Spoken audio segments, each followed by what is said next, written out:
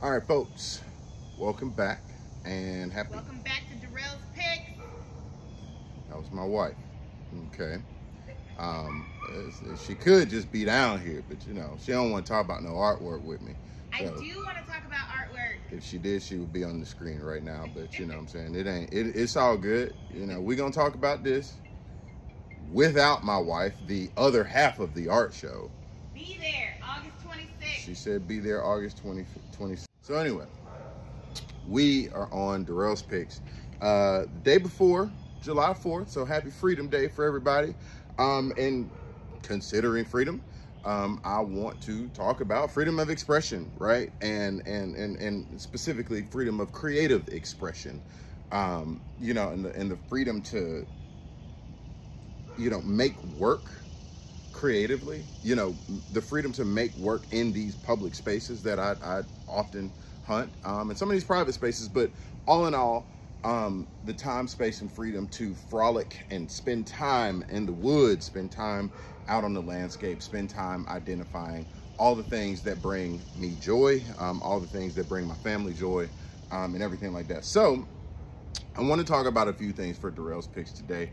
Number one, I want to kind of get into, you know, some art talk, specifically about this piece, 4 Dead Bobwhites. But before we get into it, I do want to remind you guys that Beretta is having a July 4th sale, and you can go.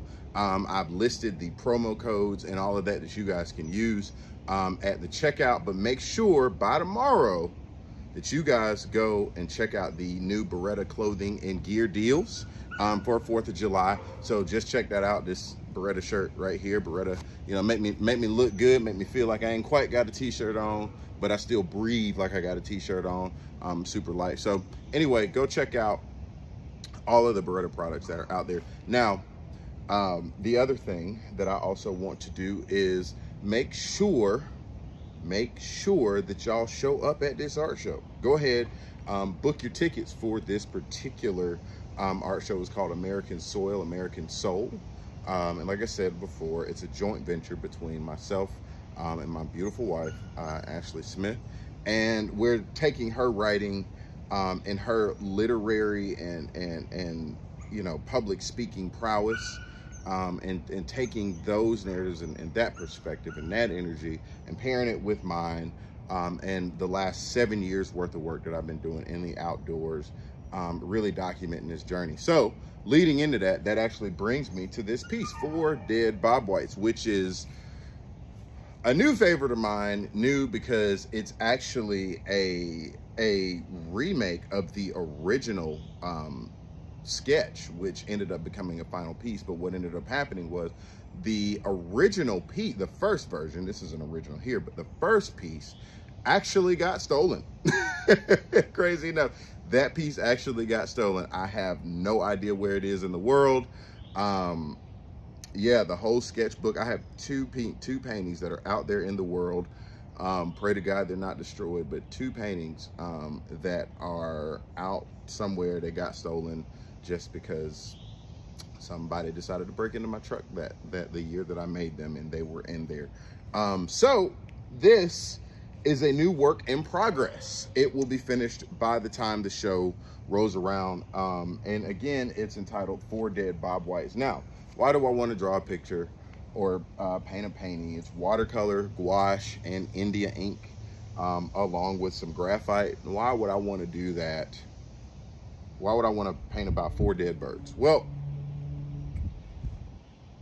in my journey to illustrate and narrate this thing that I call the gospel of great dogmen, I wanted to talk about the very intimate moments that not only happen from me to my mentors and my mentors to me, the moments that, you know, I have with my dogs, the moments that I have with Mr. Bossman right here, all these very, very, very intimate moments that happen in the field. I've been writing about these moments for the last, like I said, since I got into it, about 7.5 years, something like that. And the things that we all hate the most, the tailgate photos, right? And I wanted to take that idea and really make that moment special again, because honestly, man, you'll see it in my Sporting Life Notebook Instagram page, which is where I do most of my posting. I'm just not a tailgate photo guy. I'm just not. I think, honestly, it's a little disrespectful to the birds when you just got a mound of birds just stacked up there. I don't think it does anything to actually promote people wanting to get out. It's just a marker of how many birds you shot. I can't even say, I mean, if that's what you rate your success on, great. But for me, I wanted to take ownership of that moment back. Like, take back ownership of that. Because so many of us as hunters, as anglers, like, we just, and I'm guilty of it. It's not like I haven't done it before.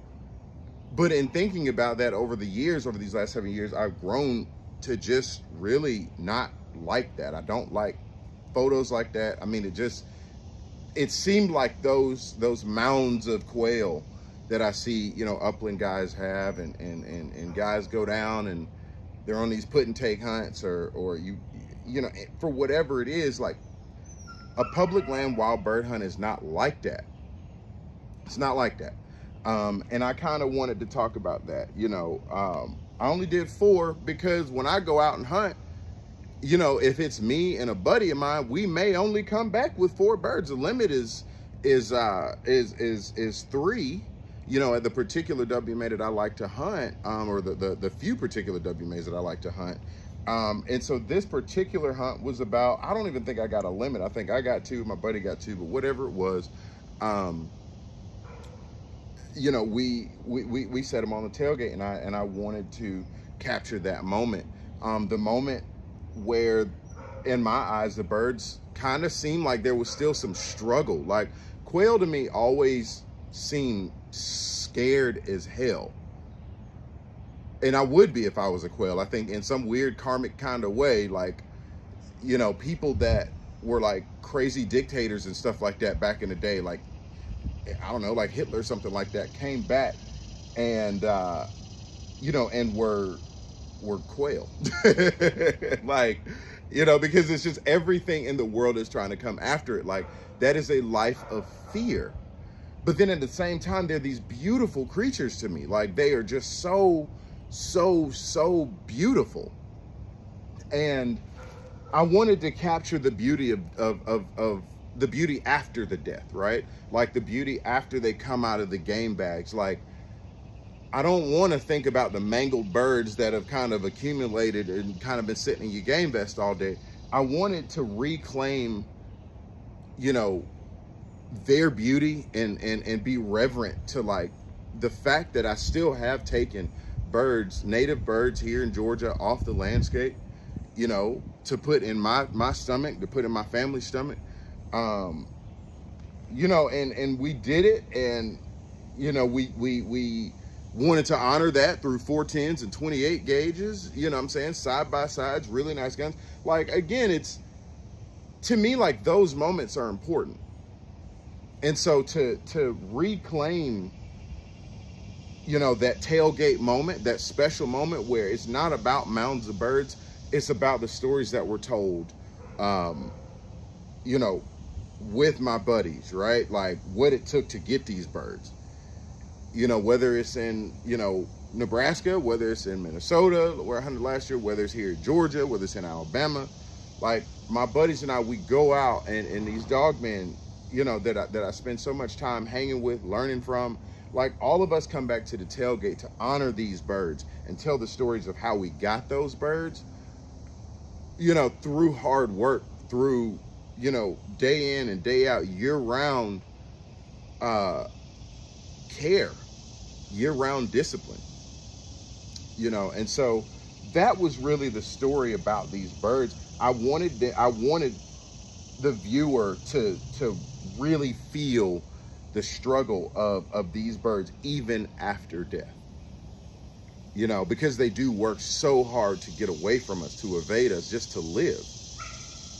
And that's that struggle, you know. And when I saw them, you know, out of there, I didn't want all the energy they spent to getting away. I wanted to capture that energy there. So that's really why I got to painting, you know, this particular piece. You know, the line work here, I wanted to be very like, very rough, very gritty, you know, but still use the watercolor and the gouache, right? The lines I did in gouache, a good bit of it I did in gouache, matter of fact, but I still wanted the lines to still be kind of soft. So the way the lines are executed are gritty, and as far as the way that they come down off the bird and the way they start to build and craft the feathers. Like I said, I'm not done with it yet, and there will be some inking that I have to do in it. But then the colors, I still wanted the colors to be soft. There's that push and pull, right? I'm always talking about a dichotomy. And so in this particular piece, when it's all said and done, you should be able to feel the push and pull between honoring those birds and pursuing those birds, right? Loving those birds and still killing them, taking them off the landscape. You know, and all of it comes back down to it being an art form. So using art to honor an art form. So yeah, that's my Darrell's picks for today. Today, man, I got a lot of writing to do. I've got a lot that I need to get done for about 3 articles that I need to get done for 3 different publications that I'm excited about. One being Hunt and Field. You know, and in that, like that creative freedom, what I'm also liking to do in my writing, talk about kind of what I spoke about, you know, in this painting, but really the whole experience being like a somatic kind of experience, right? Like you feel it in your body, right? You feel it in your mind, you know, and being present for both the body and the mind feelings of hunting, you know, the somatic versus the ethereal, you know, all of those things I want to address not only in my writing and what I've been trying to address in my writing since you guys have been reading it over the years, but now I want to address it in my writing and in my painting. So I say all that to say, come out to our show. It's going to be at the Overlook 3, American Soil, American Soul, from 6 to 8 p.m. on August 26th here in Atlanta, in the Vinings area. It's going to be good, man. It'll be a lot of these pieces in addition to my assemblage work as well. So come on out and make sure that you use that promo code. Use all of those promo codes at Beretta USA. Make sure that you know, get on top of those 4th of July deals, man. They're super dope. I'm really loving all the stuff that I wear every day from Beretta. And after the 4th of July, make sure you use the promo code TSLN15. So if you miss the 4th of July stuff, don't worry. It's always there and available for you. So that's another episode of Darrell's Picks, man. Thank y'all for tuning in to me this week. Like I said, I just wanted to do some artwork, and we'll be delivering more as we keep going. So thank y'all. Talk soon.